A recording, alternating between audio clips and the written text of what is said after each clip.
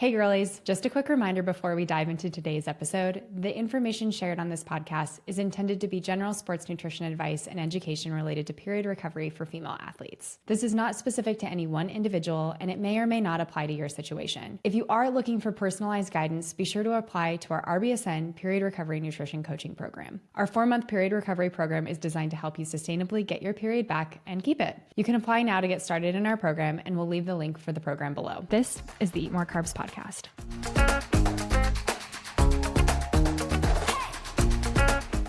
Hello and welcome back. This is the Eat More Carbs Podcast. We're RBSN and we're a team of dietitians, and we talk every Thursday about sports nutrition for the girlies. On today's episode, we're actually talking about how one of the athletes we worked with here at RBSN got her period back. Before we get into some of that, we are going to do our high and low, so sharing just a little bit about our week, the good, and the parts we wish had gone a little bit differently. As always, Reilly, can you kick us off? Yes. Hi. Welcome to the Eat More Carbs Podcast. My high and my low this week are the same story. I guess kind of the same story, maybe same circumstance.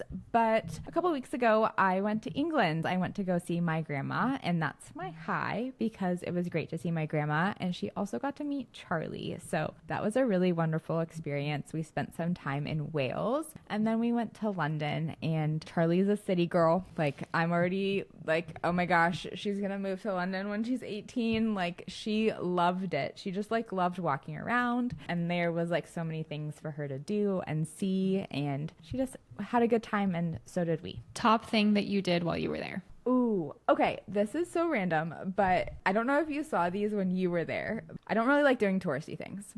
I've shared this with you before. I don't really like doing touristy things, but I feel like every time I go somewhere, like I have to do it for like an hour. So like we went to Big Ben, we went to Parliament, we went to the Eye, the river. I didn't ride the Eye or anything like that. That would have been my nightmare. But we went there like one afternoon, and Charlie's really into things that go right now. I think that's how I would describe it. So airplanes, buses, tractors, trains, boats. This was her first like real, I guess, cognitive experience with boats. She was obsessed with boats. We just like impromptu went on an Uber boat. I don't know if you saw those. No, there's Uber boats? There's Uber boats, and I don't know if it's just like an England or a London thing, but basically it's like a boat that's an Uber, and it drops you off at different ports. So it's not like a city cruise situation. Like, there was people on the boat who were using it for transportation, like going home from work. Like, they were in their suits and like drinking wine in like the main compartment. We're at the back, like, because it was open air. But we just randomly went on an Uber boat, and it was super fun. Wait, I love this. Do you book it through the Uber app the same way? No way. Mm-hmm. Yep. Oh my gosh. How big was the boat? Like, pretty big. Like, it's a pretty big, like, catamaran, normal sized ferry. Like, if you were going on a ferry from, I'm trying to think of it. Last time I went on a ferry, I went from like LA to a certain island, like off the coast of California, but it's like a normal sized like boat. Like, they had a snack shop inside, and like, that's so cool. Yeah. So it was like, I've never seen like Uber boat before, and I sound like such a tourist right now, but yeah, we did Uber boat. Well, I missed it completely, so I feel like I missed out now. Maybe I need to go back. Gotta go back. My low has to be the flights. I mean, 2 international flights with an 18-month-old, not recommended. Oh, I'm so sorry. It's okay. We're those people. But the trip was 10 out of 10, flights 2 out of 10. The parts of travel that we wish we didn't have to deal with, but the parts that we put up with because traveling is so fun. Exactly. That's my high and my low. How about you? Okay, this is going to sound kind of like a backwards high, but I had a really tough week. And I am so fortunate that I work at RBSN and that Reilly is one of the most caring and understanding people I have ever met in my life, because I shared with her that I was having a tough week, and immediately she was like, don't worry about it. I've got it. Like, we'll get everything taken care of. You take care of you. And I literally can't put into words how thankful I am to work at RBSN, to work with Reilly, to work with Lilly and Joy and the people here at RBSN, because like, it is an amazing place to work. I'm just like so incredibly thankful for Reilly in that moment. Thank you for being you. You're my high. Oh, I'm gonna cry. We can't cry again. I know. We've cried a lot.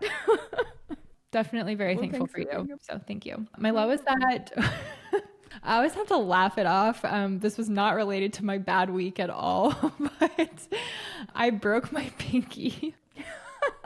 You did break your pinky. If you've seen me or if you've been on a video call with me, you've probably noticed that my pinky finger is purple because it is so bruised. It was a poorly designed room where the countertop and the door didn't have any clearance between one another. And I was shutting the door with my hand around the door versus using the handle of the door. And I just closed my hand in between the countertop and my finger. And it was one of the more painful things I've ever done in my life. I'm fine. It doesn't hurt bad anymore.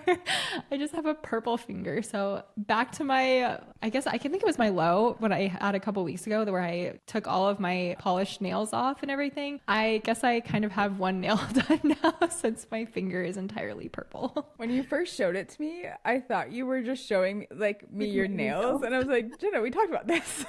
And you're like, no, this one's purple and it's like... and it's bent. Not good. Not good. I would not recommend it, but that's my low is that I broke my finger. But I'm okay. In the big scheme of things, it's just a finger. So it's not going to impact any of my training, which is the good thing. Are you training for something? Are you training again? Maybe. No, but I am running again. So wow. My hamstring has felt a lot better and it's been cooler here. So the bonuses of fall in Arizona. I'm glad that you're running again. That's great. Yeah, me too. We are talking a lot about running though. On today's episode, we are actually talking about how a cross-country athlete that we worked with here at RBSN got her period back. I'm so excited to hear about your athlete. If y'all are new to the podcast, we haven't met. My name's Reilly. I'm a performance dietitian at RBSN, and I specialize in helping our team sport athletes get their periods back. So our soccer players, lacrosse athletes, field hockey players, and I also love working with retired athletes. And I'm Lilly. I'm the newest addition to RBSN. I'm one of the performance dietitians who works primarily with the post-grad active girlies as well as our high rocks and CrossFit athletes.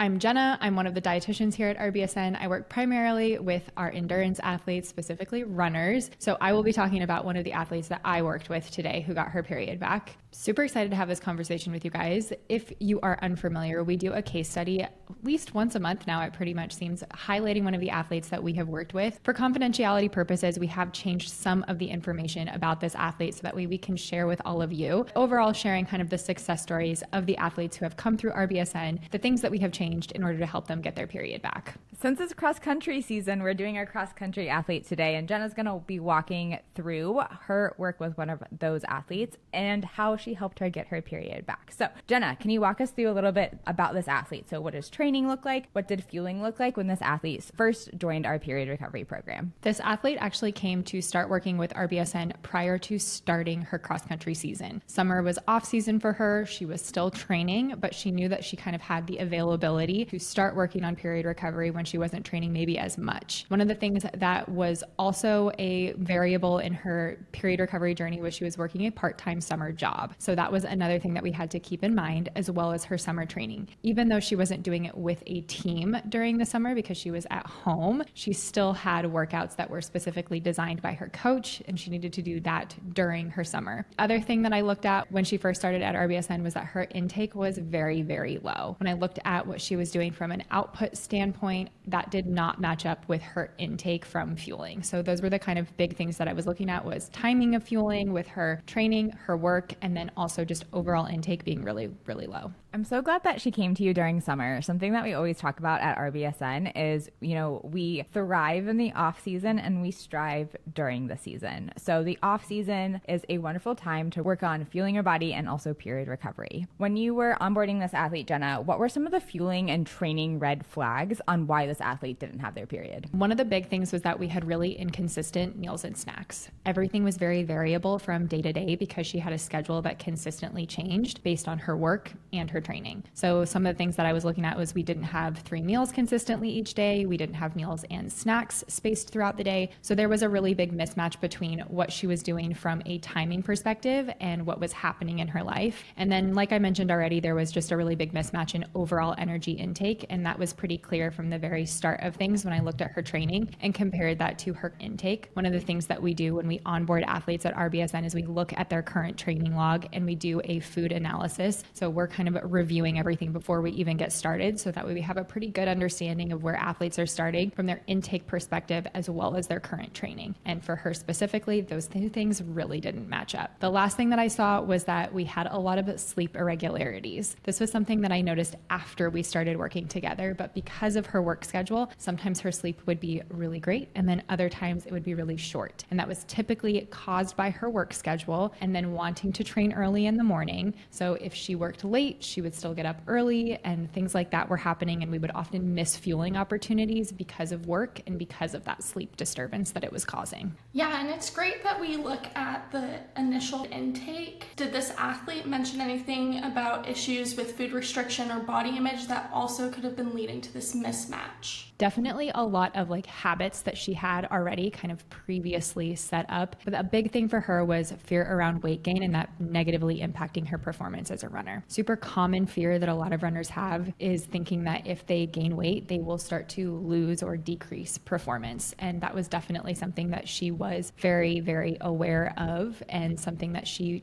wanted to address with one of the first times that we talked. Was there also some performance pressure that affected her relationship with food when she first started working with you? Yes, definitely. She is a very high achieving athlete. She is someone who really, really wants to run well. And because of that previous fear of weight gain potentially impacting performance, that really was holding her back with increasing her fueling on her own, which is why she reached out to RBSN in the first place to give more guidance and help make sure that she was doing it in an appropriate way. I think one of the big things for her specifically was a fear of overcompensating and then that leading to continual weight increases and not matching that up to her actual need for fueling with her performance. I think that's something that is so easy to fall into. Was there anything else that you feel like was maybe holding her back in terms of fueling during her summer training? Definitely the lack of structure around like meals and snacks and just going long periods of time without fueling. Again, that was kind of compounded by the fact that she had training and she had work, and based on like the sleep disturbances, she was just kind of like throwing training into her day when she could get it in. So we really had to work a lot on like structure of things to make sure we were set up from a fueling perspective and working around like when she needed to work, because that was obviously like a set time, and still working in her training as well. So we had a couple pieces that we were kind of working together, I guess is the best way I can say that, to make sure that it was set up in a way that she could fuel and train still.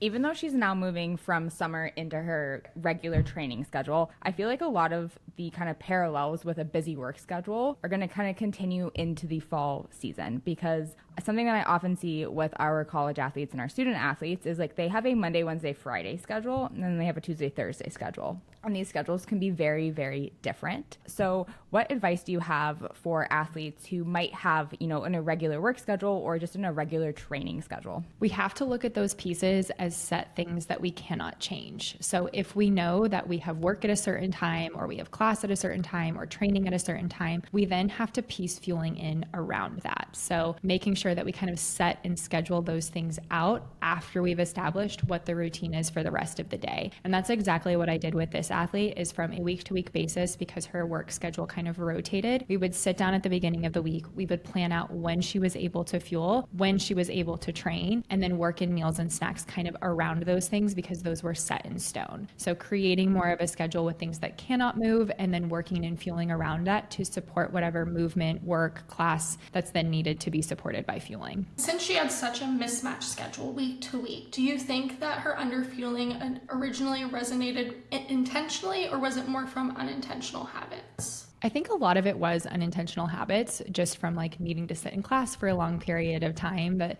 she didn't want to eat when she was in class, or didn't feel the need to eat when she was sitting in class. And that's super common too. If we're a very active person and then we sit in class for a long period of time, we tend to not think that we need fuel, because that doesn't feel the same as like a high output workout, which I think is really, really common among the period recovery community, is that they don't feel that they need to fuel when they're not as active. And so I think that that's kind of maybe where her underfueling started, and then it just kind of compounded on top of that. And then that again was amplified by the fact that she's a little bit fearful of weight restoration due to the perhaps impact that it had on her performance. When you were dealing with all of these different factors that went into her underfueling and presenting those to her, did she have any hesitations when it came to making changes to her fueling originally? She was very, very motivated to get her period back. And thankfully she had a very good support community around her that was super encouraging of making sure that she was continuing to fuel. So she had a lot of encouragement from the people that she lived with to work on her period recovery. The biggest thing again was just that fear of weight gain. But one of the things that was really, really beneficial for her was when we first implemented some of the initial changes with her fueling, she immediately saw that related improvement in her performance, which then encouraged her to continue on with the period recovery journey, even when she did start experiencing some of maybe the more noticeable weight restoration pieces that did need to occur for her. So what were some of those initial changes that you all implemented? Big one was adding structure around her days to make sure that she had meals and snacks consistently throughout the day. A big one for her was not going long periods of time without fuel. With her being at work and with her training, we didn't want that long periods of time without fueling. So we made sure that she consistently had that in there. The other big thing that we worked on too was allowing flexibility in her schedule. So if she had a later evening that she worked and then she needed to sleep in, we would move her training to later in the next day or adjust it to be a recovery day. So that way she wasn't missing out on fueling or feeling the pressure to kind of get up early, skip fuel, and then try to train. So we did a lot of in the moment flexibility adjustments, which worked really, really well for her in that season. Obviously now that she's back at school, things look a little bit different, but we were able to do that because it was off season and she had some flexibility with time. How did she react to eating more consistently and having more of that structure in place?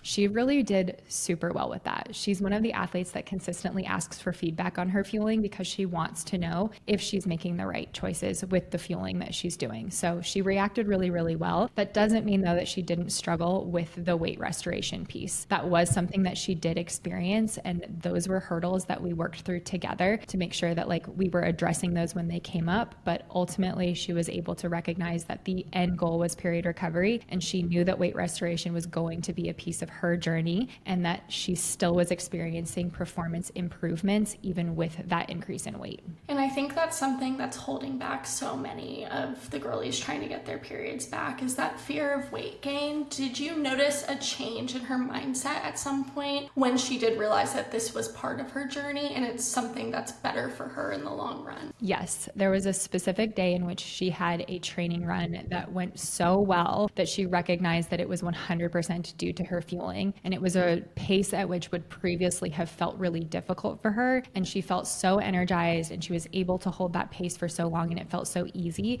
that she was like, I see the direct impact that this is making on my performance. And I know that I'm making progress towards getting my period back. So for her, that kind of was a big pivotal moment. I think it really stuck with her that making changes in her fueling was not only going to help with period recovery, but it was going to help with her performance too. Did you track progress before her cycle returned in performance, fueling, weight restoration, things like that? Yep. One of the things we do at RBSN is we track everyone's symptoms on a weekly basis, and that was no different with her. We did also track her weight. It was one that she did want to kind of monitor because she knew that it was a piece that was going to need to be restored in order to get her period back. So weight was something that we were tracking with her. It wasn't a trigger for her as far as seeing the changes. So we were able to do that comfortably as part of her journey. Not everyone is going to be like that though, but for this specific athlete, it did work really well. So when she finally did get her period back, what are the 2 to 3 things that you implemented that you feel like helped her get her period back the most? She actually went back to school before she got her period back. So with this particular athlete, it did take a full 4 months in order to get her period back. And she worked really hard for her to come back in that period of time. I think one of the big pieces that helped a lot with getting her period back were making sure that she always had access to meals and snacks. So we were packing Plan B snacks and backup snacks. If she was going to work or class, we always have extras in her bag or her backpack. So that way she's never in a moment where she doesn't have access to fuel. And I think that was a really big piece. So we worked on that structure of making sure that we were eating consistently every 3 to 5 hours, but we were also working on the flexibility piece of making sure that she had Plan A and Plan B and access to fuel at all times, just in case something did come up. So that way she didn't feel like she had to skip a meal or skip a snack. So we worked on both structure and having backup plans.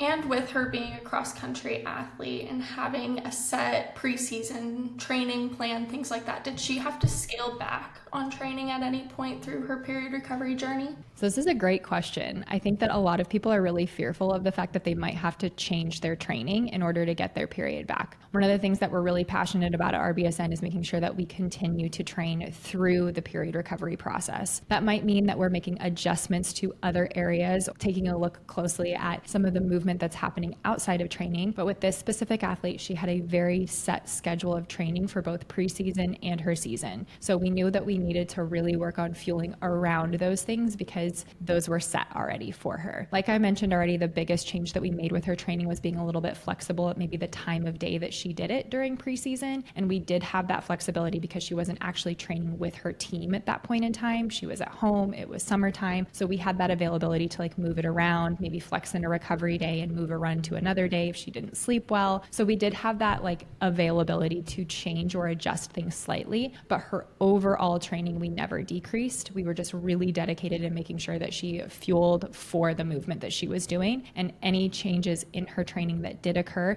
we always talked through them to make sure that they were matched with her fueling intake for that week.